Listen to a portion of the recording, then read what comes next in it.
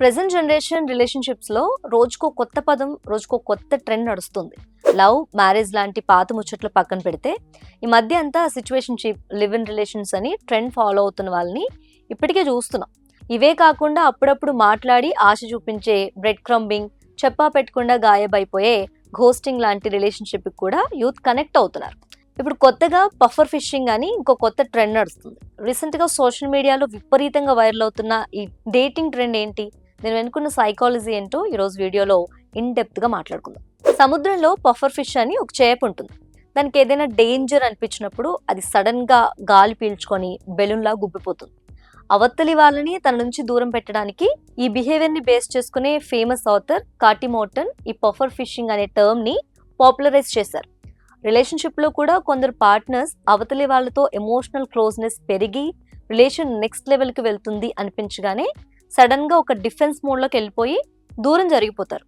వీళ్ళు మీ మీద ఇంట్రెస్ట్ లేక కాదు, ఎమోషనల్ క్లోజ్నెస్ అంటే ఉన్న భయం వల్ల ఇలా చేస్తూ ఉంటారు.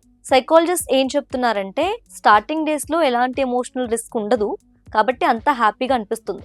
కానీ ఎప్పుడైతే అటాచ్మెంట్ డీప్ అవుతుందో అప్పుడే లోపల భయం స్టార్ట్ అవుతుంది. ఎక్కడ అవతలి వాళ్ళు మనల్ని రిజెక్ట్ చేస్తారో, ఎక్కడ మనం వాళ్ళ మీద ఎమోషనల్ గా డిపెండ్ అయిపోయి కంట్రోల్ కోల్పోతామో అని భయపడి వెంటనే వెనక్కి లాగేసుకుంటారు. ఇక ట్విస్ట్ ఏంటంటే, వాళ్ళ నర్వస్ సిస్టమ్ ఈ కండిషన్ సేఫ్ కాదని ఫీల్ అవుతుంది. దీనికి మెయిన్ రూట్ కాజ్ వాళ్ళ చైల్డ్హుడ్ లోనే ఉంటుంది. చిన్నప్పుడు ఇంట్లో ఎమోషనల్ నీడ్స్ ని పేరెంట్స్ పట్టించుకోకపోయినా, లేదా నువ్వు బాగా చదివితేనే నిన్ను ప్రేమిస్తాం లాంటి కండిషన్ లవ్ చూపించినా, పెద్దయ్యాక ఎవరిపైన డిపెండ్ అవ్వకూడదు అని ఇలా అవాయిడెంట్ గా మారిపోతారు. మరి ఒక పర్సన్ స్పేస్ అడుగుతున్నాడా లేక మిమ్మల్ని అవాయిడ్ చేస్తున్నాడా అని ఎలా కనిపెట్టాలంటే చాలా సింపుల్. హెల్దీ బౌండరీస్ ఉన్న వాళ్ళు స్పేస్ అడిగినా నేను కొంచెం బిజీగా ఉన్నా మళ్ళీ కనెక్ట్ అవుతాను అని ఒక బేసిక్ క్లారిటీ ఇస్తారు. కానీ పఫర్ ఫిషింగ్ పీపుల్ ఎలాంటి క్లారిటీ లేకుండా సడన్ గా గాయబైపోతారు.